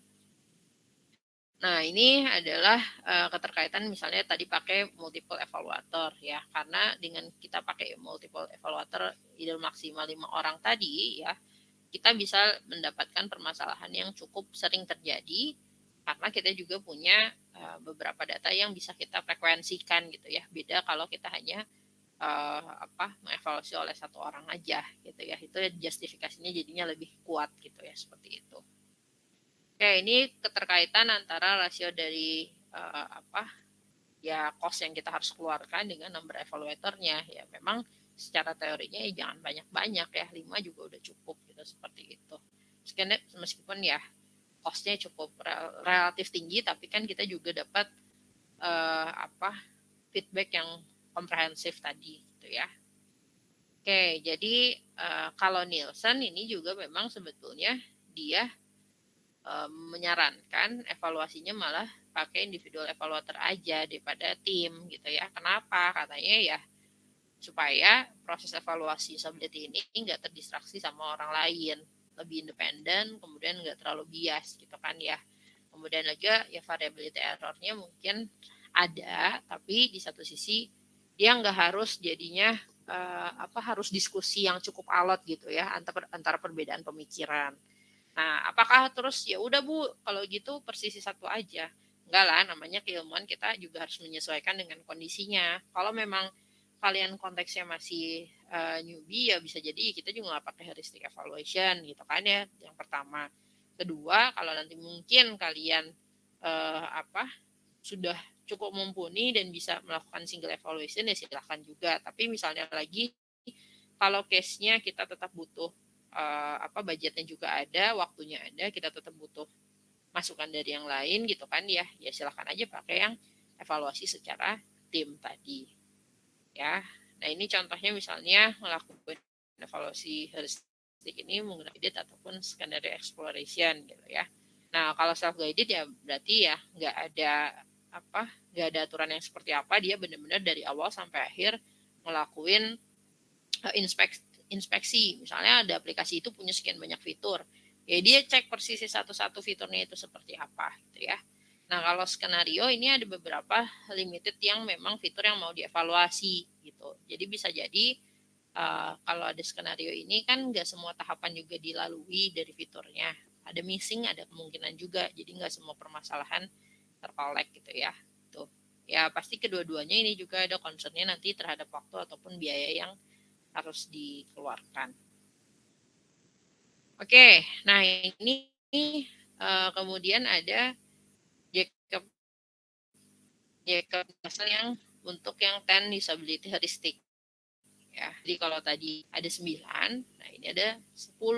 Nah, di sini terdapat beberapa perbedaan sebetulnya antara perbedaannya itu sebetulnya antara istilahnya ataupun konten dari isinya ya. Yang persis jadi beda itu sebetulnya adalah kita ngomongin visibility and system status sudah, kita ngomongin itu juga ya, ngomongin simple, mirip dan lain-lain ya. Ada match between system and real world, ya ini juga sesuai yang tadi ya, pakailah misalnya icon-icon yang memang dipahami oleh orang lain gitu ya, oleh user yang common, jangan pakai bahasa yang aneh-aneh gitu kan ya, seperti itu. User control and freedom ya, jadi ya tadi ngomongin exit room masih sama kan, konsistensi dan standar sama, error prevention kita bahas tadi juga. Either minimasi user memory, ya kita juga bahas tadi ya. Kemudian lagi misalnya flexibility and efficiency of use. Ini ngomongin interaksi tadi ya. Orang inputin apa, aplikasi nge-pop upin ngasih statusnya lagi ngapain gitu kan ya.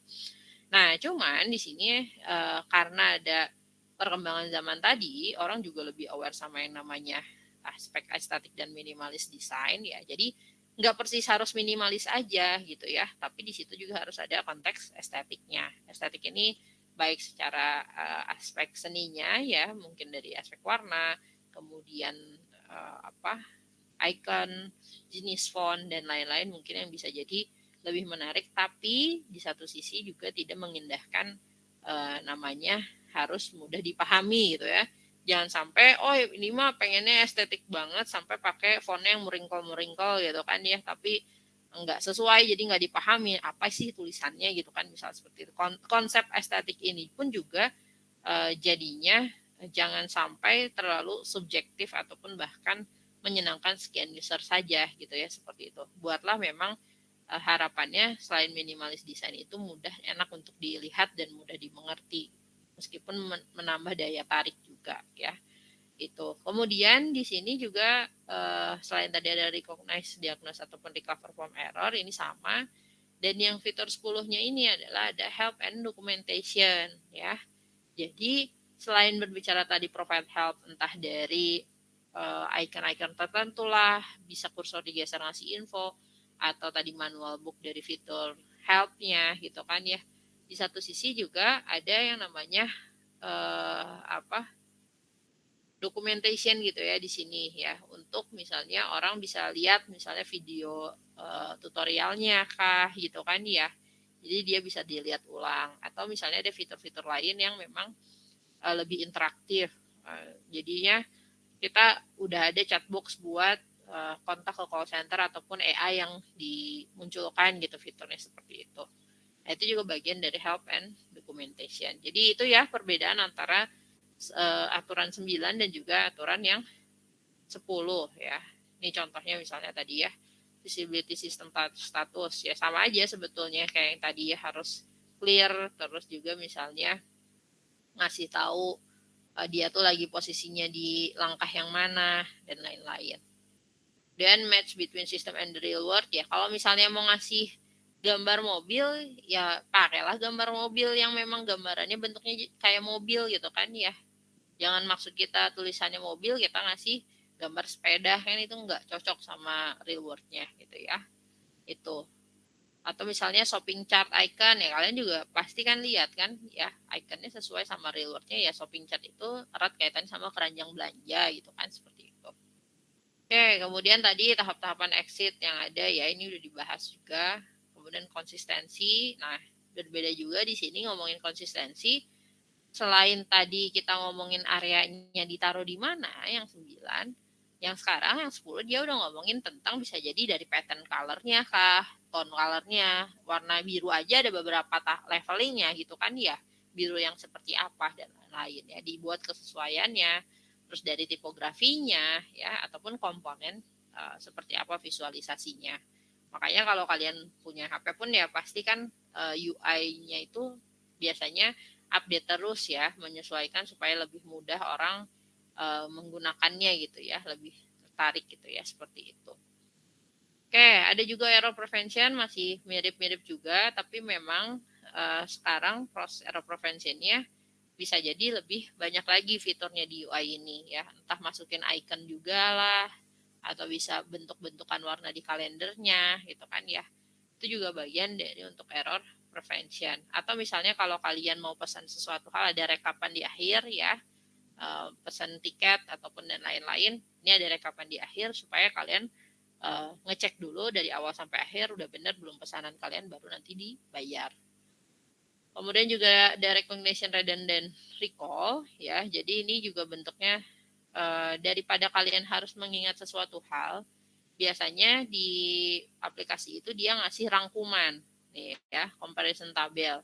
Contohnya ini misalnya kalian mau subscription apa gitu ya, aplikasi apa, terus ada beberapa paket. Nah, visualisasi aplikasinya nanti ngasih tahu nih dalam bentuk checklist. Ini bisa, kalau paketnya ini dia bisa ini. Kalau paket ini ngapain, kalau paket ini ngapain gitu kan ya.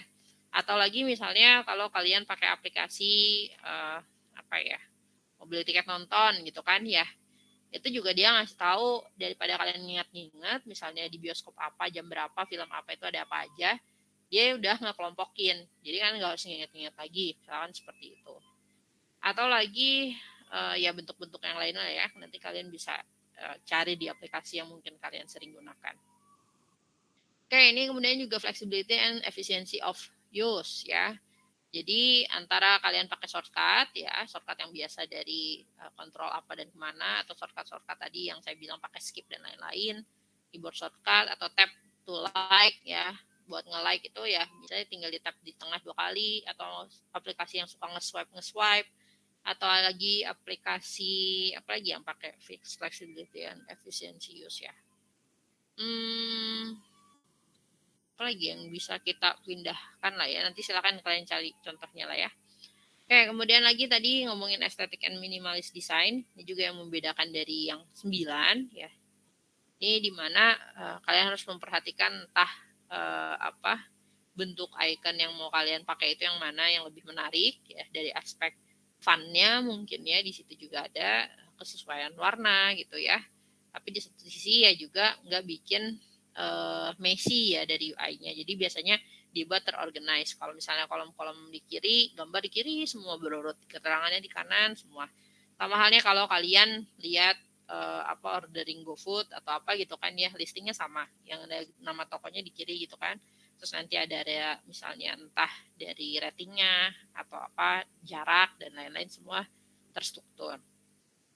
Oke, kemudian yang ke-9 ya tadi misalnya ada help user ya. Di sini kalau ngomongin tentang help user ngasih tahu kalau dia warning sign tadi udah ya di area 9, tapi di satu sisi juga dia ngasih tahu kalau misalnya teknik dia tuh ngelakuin kesalahan apa, tapi dengan hal yang lebih menarik misalnya ya, contohnya internet connection error. Nah, dia tuh ngasih tahu nih, tapi di satu sisi dia juga ngasih entertain supaya orang nggak kabur nih dari webnya. Jadi tetap nyoba dulu deh, sambil dia nyoba-nyoba ngekoneksiin ulang, dia sambil bisa main gamifikasi yang ditampilkan gitu kan, seperti itu. Atau misalnya lagi ada over user solutionnya berupa misalnya no search result. Jadi misalnya dengan mudah ya, ketika kita salah mengisikan makna yang kita ingin cari ataupun item yang kita ingin cari, nanti aplikasinya ngasih feedbacknya itu misalnya, oh barang ini habis atau barang ini tidak terdaftar gitu kan, maka nggak ada di toko ini atau seperti apa. Tuh. Oke, kemudian yang terakhir misalnya tadi ada help and documentation, ya ini misalnya ada information icon lah atau FQA ya, frequently asked question. Ini juga sebetulnya untuk mendokumentasikan orang tuh, user lain tuh biasanya nanyain apa aja sih, masalahnya biasanya apa aja sih gitu kan. Jadi nggak harus kalian persis nyari langsung ke manual booknya ataupun fitur help yang lainnya, bisa jadi kalian ya udah aja search ke kata kunci di FAQ-nya gitu ya, apa aja gitu ya. Itu bagian dari help and documentation. Oke, ini contohnya ya, misalnya visibility system status ya, contoh case-nya di game, dia udah tahu di sini di map, oh di area ini kita tuh titiknya sekarang tuh lagi ada di mana. Sedangkan biasanya musuhnya ada di mana atau areanya dibatasi sampai semana. Ini bentuk visibility of system status. Contohnya lagi match between system and the real world. Kalaupun game juga yang laku tuh game yang memang benar-benar persis grafiknya itu sesuai sama kenyataannya. Semakin dia nggak jelas, tapi nggak tahu juga ya kenapa Roblox itu seneng banget anak kecilnya. Mungkin dia bisa mengimajinasikan, tapi untuk orang dewasa itu mungkin kayak bingung, kok kotak-kotak semua gitu kan, pixel dan ya agak aneh gitu ya. Tapi semakin match sama sistem realnya, itu semakin paham bahwasanya oh itu adalah jenis, misalnya contoh ini jenis senapan, atau misalnya oh kalau kita pakai pakaian-pakaian tertentu nanti misalnya ada topinya ya, bentuknya sama kayak topi yang di real world-nya seperti A ya. Kemudian juga ada user control and freedom, ini di mana dia bisa melakukan proses undo ataupun bahkan even mau exit ya, either klik menu biasanya baru di exit gitu ya, seperti itu. Dia juga bisa mindahin sesuai mana aja yang dia mau. Ini case-nya dari case game ya. Kemudian juga ada konsistensi dan standar. Misalnya kita mau pakai game apapun, misalnya kalau segitiga kotak bulatnya itu sama aja biasanya di kanan. Yang di kiri ini buat kursor, kanan kiri atas bawahnya gitu ya, seperti itu. mau either di maksudnya mau di PS berapa kayak mau pakai Xbox kayak gitu kan ya, sama aja. Ataupun misalnya mau di kursornya balik lagi ke keyboard juga ya, arahannya biasanya yang di kiri justru emang buat kanan kiri ngarahin gitu ya arahnya. Kemudian tadi error prevention, ini misalnya warning sign, end game, terus tapi di switch ya. Ini juga bagian dari untuk meminimasi dia ngelakuin kesalahan. Oke, kemudian juga recognition rather than recall, dia ngasih tahu display-nya seperti apa gitu ya. Nanti ngasih tahu arahnya kemana dan lain-lain ya. Ini juga supaya dia memudahkan atau ngasih tahu misalnya lagi dia itu punya statusnya sekarang berapa gitu kan, seperti itu. Oke, kemudian juga ngomongin flexibility and efficiency use ya, entah kalian misalnya ngelakuin proses controllingnya itu bisa pakai alat bantu lain, entah mouse dan lain-lain. Selain clicking bisa juga di scrolling dan lain-lain. Ya, itu juga fitur yang membantu juga atau bentuk visualisasi yang terlihat di sini. Misalnya mau ganti senapan udah tervisualisasi senapannya yang mana, jenisnya yang mana gitu ya. Hingga mempermudah juga. Oke, kemudian aesthetic and minimalist design ya. Ini berhubungan dengan misalnya visualisasi-visualisasi yang ada aspek user experience-nya ya. Di satu sisi minimalis, tapi di situ ngasih kecenderungan orang menjadi mau untuk stay di aplikasi itu. Tuh. Kemudian help user recognize, diagnose, ataupun recover from error ya tadi, either dia dikasih kesempatan lagi atau sistem misalnya koin ataupun apapun itu gitu kan ya. Jadi dikasih warning lagi gitu, alternatif dia emang mau close gamenya atau dia mau lanjut dengan beberapa opsi. Atau yang terakhir adalah help and documentation, misalnya ini adalah ada tutorial gitu ya, atau demo di awal untuk menggambarkan aplikasi itu untuk apa dan membantu orang misalnya mau untuk menggunakan aplikasi dan paham fungsinya untuk apa. Gitu. Oke, mungkin itu aja dari saya. Ada yang mau ditanyakan sebelum saya akhiri? Gimana? Apa cukup? Cukup, Bu. Cukup ya. Oke, mungkin saya mau ngasih tugas ya. Nanti silahkan kalian cari contoh-contoh ya untuk yang 10 disability aja ya. 10 disability yang heuristik tadi.